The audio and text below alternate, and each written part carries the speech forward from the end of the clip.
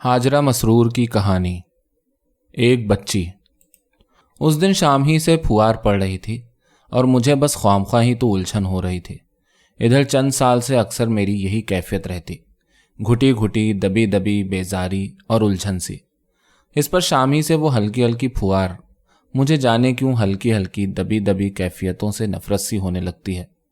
कहते हैं कि झमाझम बारिश हो तो सारा पानी मकानों की छतों से नदी नाले की तरह बहकर निकल जाता है, लेकिन ये हल्की हल्की फुहार तो ऐसे गजब की होती है कि नए नए मकान भी ढह जाते हैं इससे। लाख कोशिश करने के बावजूद मैं उलझती ही चली जा रही थी। जितनी लंबी उम्र हो उतनी ही लंबी उलझनें। सुई में लंबा तागा डालकर सीने बैठो तो बार बार गुत्थियां पड़ जाती हैं। मेरी उम्र भी तो अब 35 साल के लगभग हो रही थी। मेरे सिरहाने की खुली हुई खिड़की से सर्द और यख हवा खामोशी से दाखिल हो रही थी। इस पर भी दिमाग में गोया अंगीठी सी दहक रही थी। रात का इब्तिदाई हिस्सा था, लेकिन मेरी गली में इंसान तो इंसान कुत्ते तक गुमसुम हो चुके थे और मुझे उस वक्त ये सुकूत हमेशा से कहीं ज्यादा खल रहा था। गली के इस मकान में रहकर तो यूं मालूम होता कि मैं भी वही कहानियों वाली शहजादी हूं जिसे उसके बाप ने नाराज होकर जंगल के किले में कैद करवा दिया था।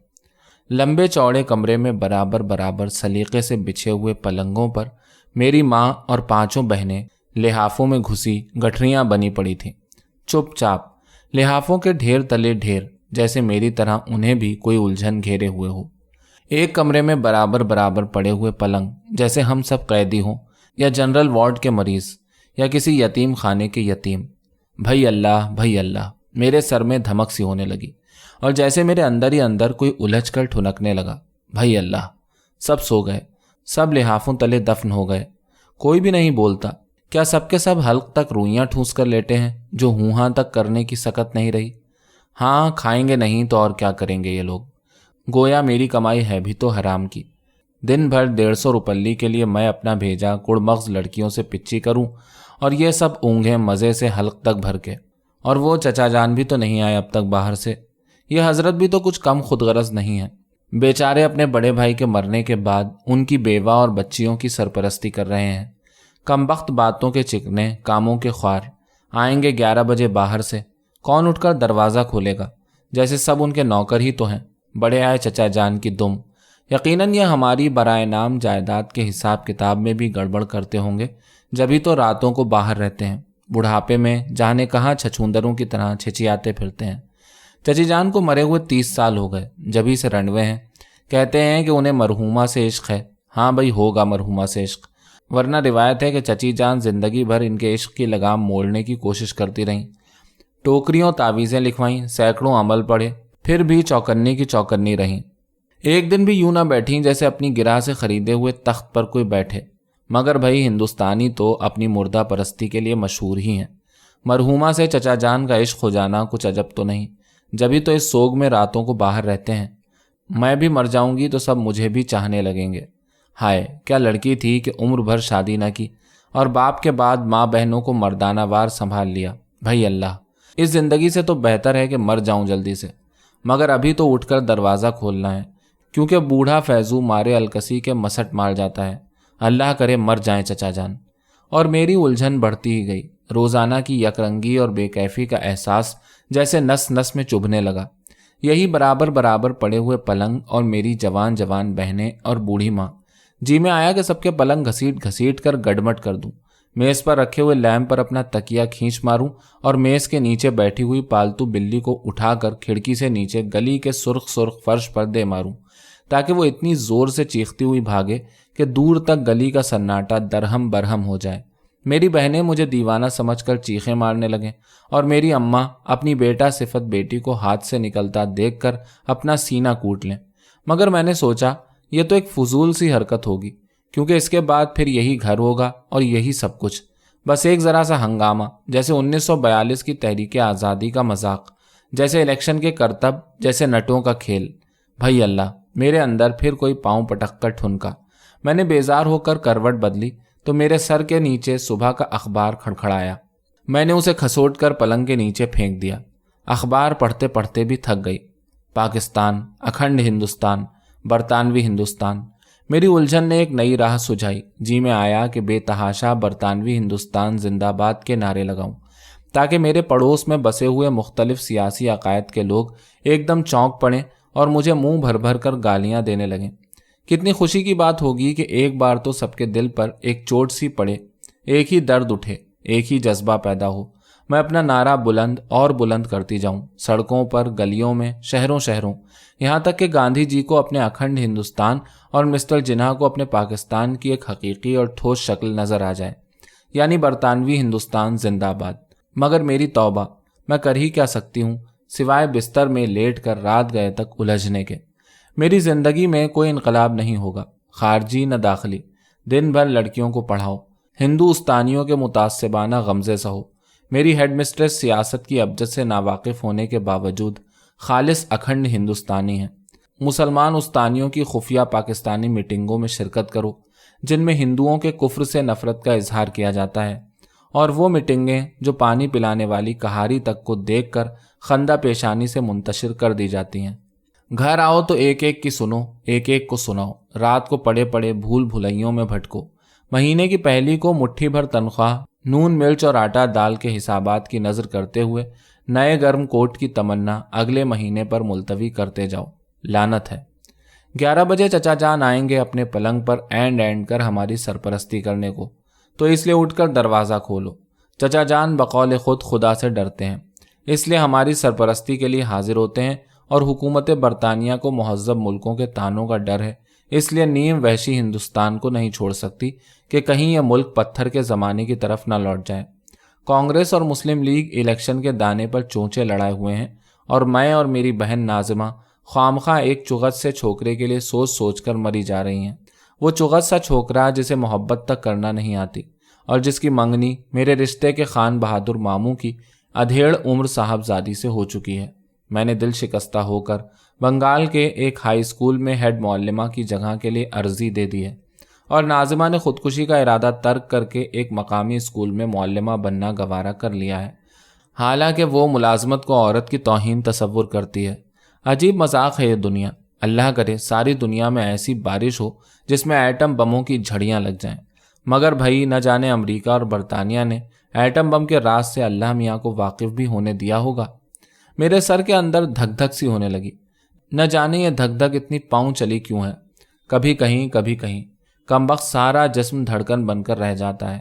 میں نے اپنا سر اٹھا کر تکیوں پر دے مارا۔ پھنیاں بھرت بھرت میں ہاری ہو موری بھیاں پرانی، گلی سے جیسے کوئی نشے میں لہکتا ہوا گزرا، مست اور بے پرواہ، اور مجھے جیسے ایک دم احساس ہوا کہ میری باہیں بھی تھک گئی ہیں۔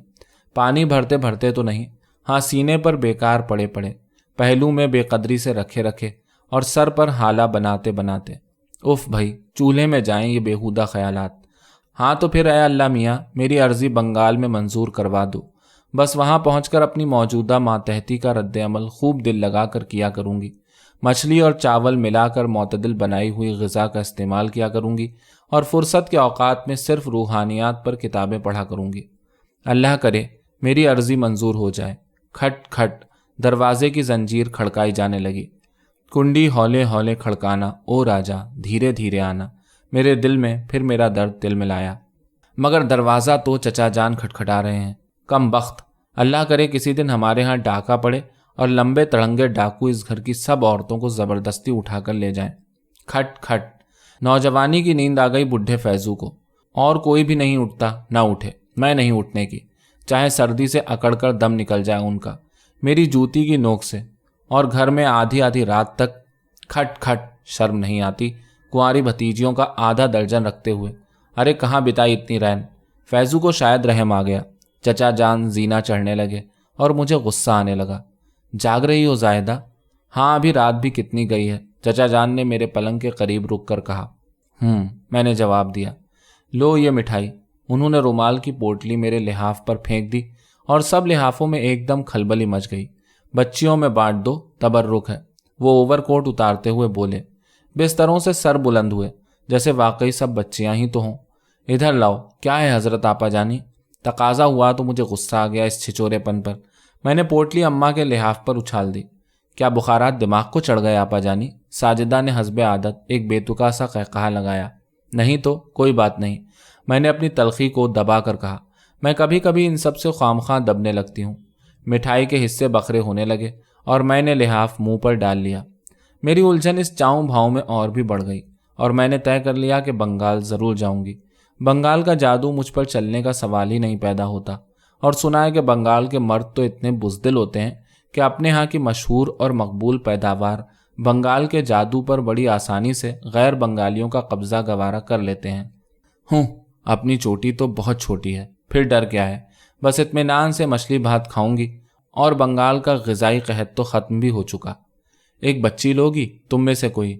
चचा जान ने कुर्सी में फंसकर पूछा और मैं एकदम बिस्तर से उछल पड़ी और मेरी तरह मेरी सब बहनें। मगर अम्मा को तो जैसे मिठाई खाते खाते ऊँघ सी आ गई। दही लोगी? दही? गोरी सी घोसन हर रोज़ हमारे घर में पूछ जाती। जी जी, हम सब एक ज़बान होकर बोले। किसी काल के मारे बंगाली की औलाद? अम्मा ने बुरा मानते हुए सवाल किया। अरे नहीं भाभी जान, उन कंगलों की औलाद लेकर क्या करना है? चचा जान की इज्जत पर जैसे हर्फ आ गया। वाह, आप कहत की वजह से बंगालियों को नीच समझते हैं? कहत जो सरमायादारों का लाया हुआ है। जहरा बिल्कुल पंडित नेहरू के अंदाज में गरजी।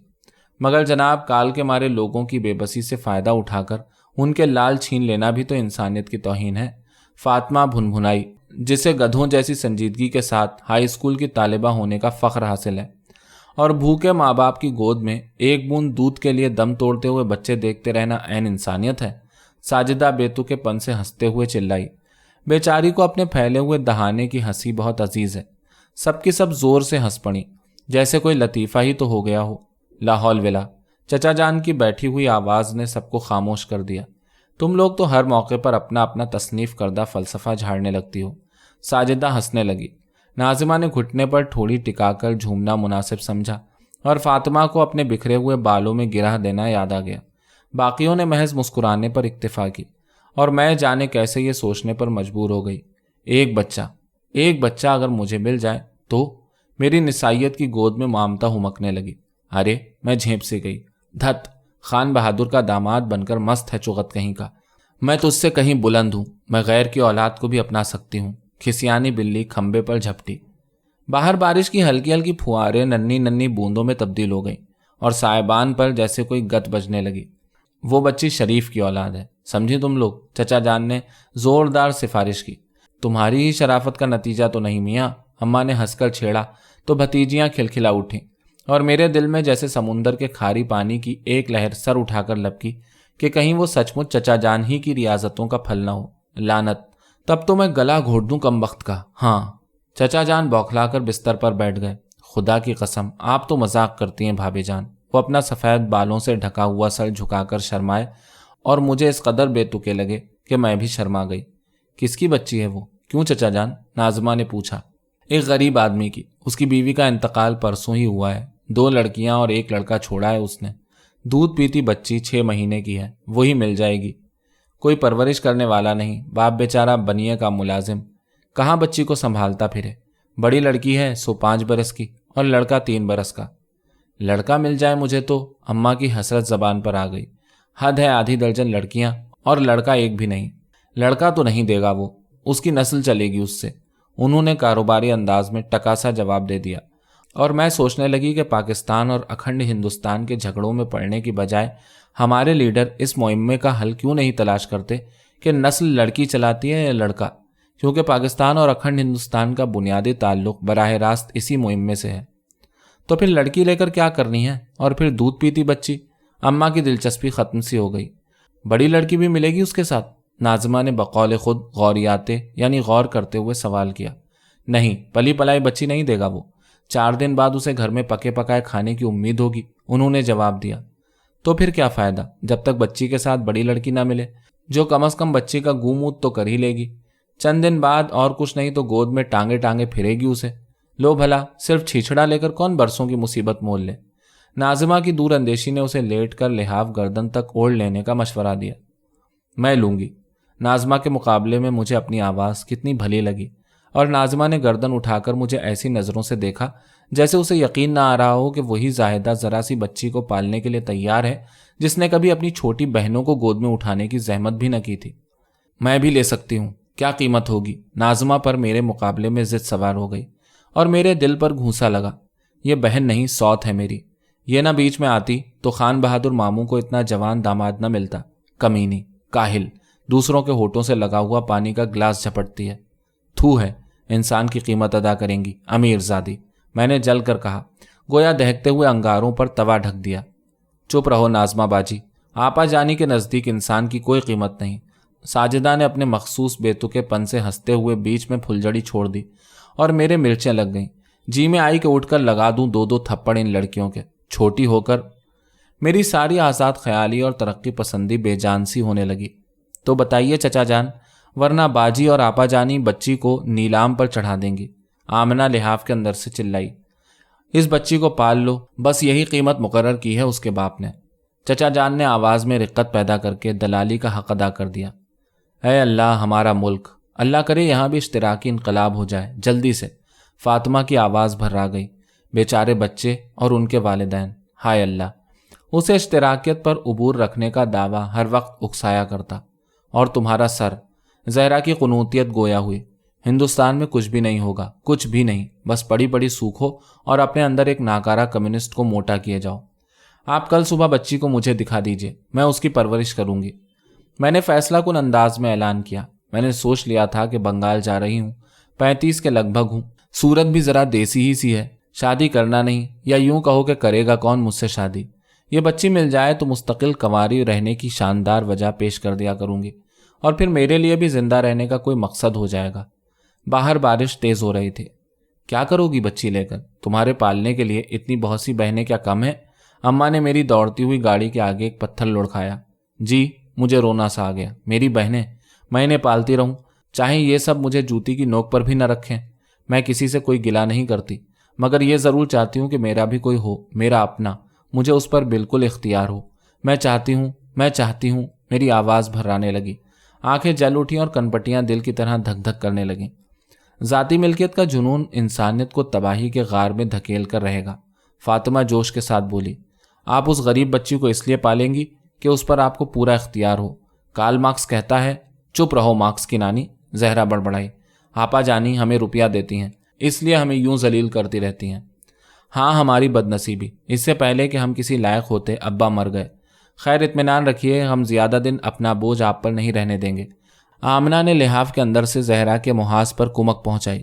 اپنی چونچ بند کیجیے مستقبل کی استانی جی، فاطمہ جھلا کر بولی۔ بھائی اللہ، میرا جی چاہتا ہے اپنا سر پھوڑ لوں۔